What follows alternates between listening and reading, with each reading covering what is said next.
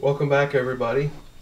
Today I'm going to take a quick tabletop view of a Mauser HSc.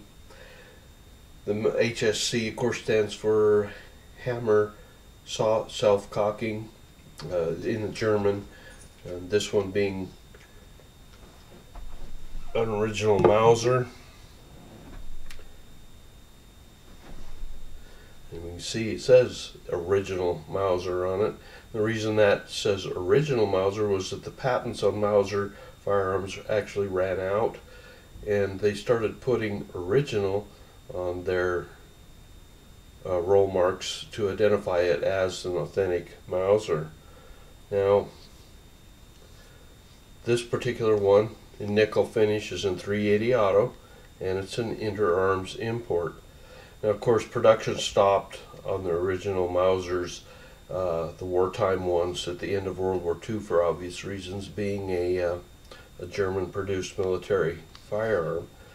But Interarms began importing these again, and the production ran from 69 to 78, ending when Interarms collapsed, or rather he died, and his family simply did not want to carry on with his business, and we'll get into that in a little bit more, because that's part of the interesting part of these Interarms guns, is the little bit of history behind the people who imported them. And there we have the original magazine, thumb reliefs. You can see it's empty. It's on safe. Will not cock on safe. There are many videos out there showing the simple disassembly of this gun. To disassemble it, it's very unique. Put it on safe. Remove the magazine with the hammer cocked. A little small button up here. You push that down. It actually releases the slide to go forwards. It lifts off. And there you have it. There's your floating barrel. This is a blowback design. Then to reassemble, it's just fit back together. The little notches coincide with those grooves.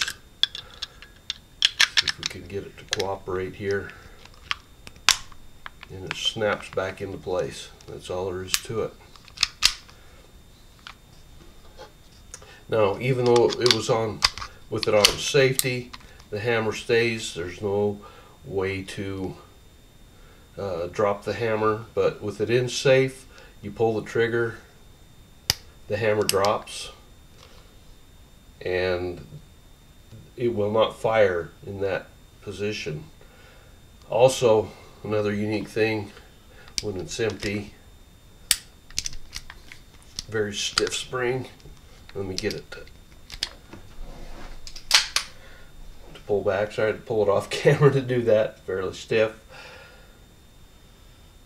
If I remove the magazine at this point, I have no way of dropping the slide.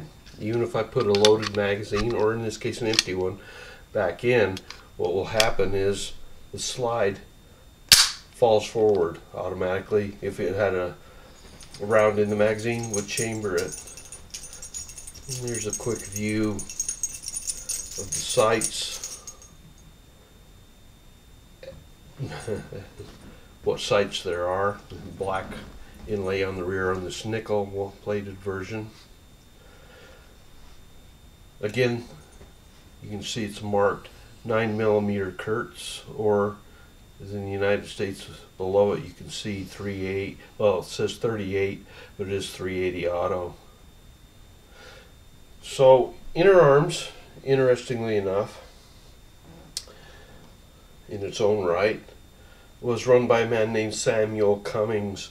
And if you grew up in that time period, you probably heard of him and his daughter.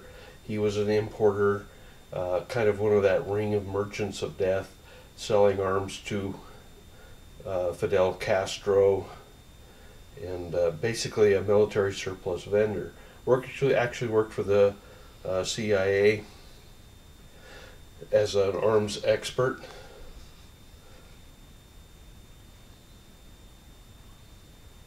But this was one of his imports. the Mauser HSc. And you might also have heard of his daughter, equally interesting, Susan Cummings, who shot and killed her boyfriend. He was found dead with a knife in his hands, and she had cuts on her arms. It was thought to be self-inflicted at that time, and she was found not guilty basically, but did serve a sentence for involuntary, not for murder anyway, but for voluntary manslaughter. She did serve, I believe it was 58 days and a $2,500 fine. So having money has its perks when you can hire the nation's best lawyer to help you out there. The holster that came with this is actually looks like a Makarov holster. It's got a date in it, 1983, cleaning rod, and you can actually see another original Mauser magazine nestled in the holster. You can see very good fit, so that gives you an idea of the size if you're familiar with Makarovs. The typical pull tab to get it up out of the holster. Cleaning rod.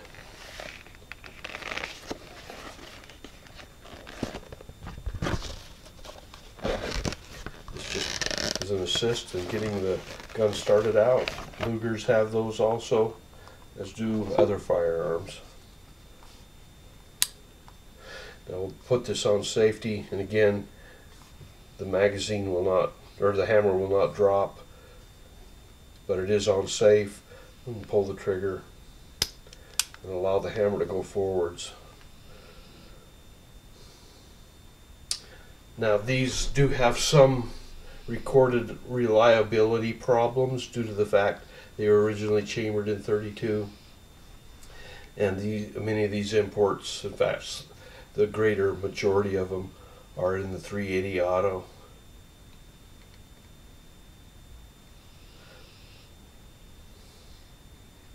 These relatively inexpensive if you can find them still. This one was in that $300 price range at an auction. In exceedingly good condition. Not all the nickel plating is intact and perfect. It was actually advertised as a non-fired gun, but it had been fired extensively from the amount of dirt that was inside of it. A few bruises on the wood grips, but all in all, in fantastic condition. Magazines are somewhat rare and difficult to find. The originals, there are aftermarket versions. These will probably again run you in that $70 to $100 range for a magazine, as many of these collector's pistols seem to run. Even sometimes in the case of Lugers, a couple of $100 or more for particular rare ones. Very much looks like a Walther PPK, except for this very Art Deco type trigger guard extending to the end of the frame almost. I have not had the opportunity to shoot this gun yet to tell you if it's going to have problems or not, but I wanted to pass along to you the Interarms history of it, which in itself makes it unique, and also being an original German built Mauser. So there we have it. Another fun gun to collect and look for at a reasonable price. Something shootable and somewhat difficult to find at times, but there are a few out there if you hunt, and a good gun to have in your collection. So till next time, thanks for watching.